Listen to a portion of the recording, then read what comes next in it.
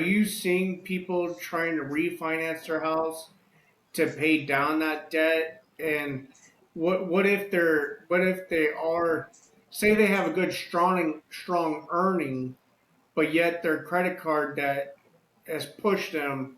Is there any things that people can do, um, you know, to you know to help them? Like, because right now, like, say they're just robbing Peter to pay Paul.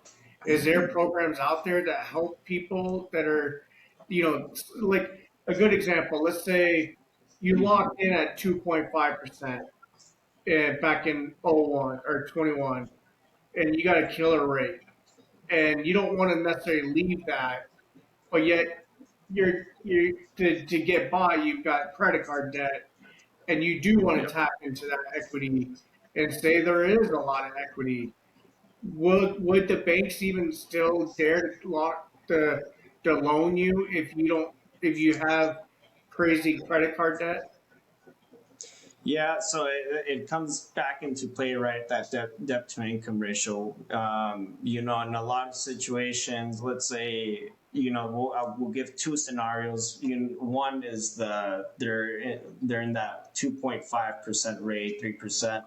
They don't want to get rid of that rate ever, Yeah, right? But they have a huge amount of debt that's piling up on their credit cards, on their car loans, and whatnot.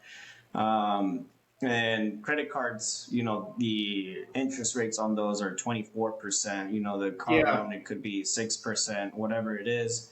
At the end of the day, they have these huge payments, and they're just financially stretched. So, yeah, a good, way to leverage, our some of our programs is through the home equity lines of credit or home equity loans in general. Home equity lines of credit are basically like a credit card that you can pay down the balance, and then you can run it up, pay it down.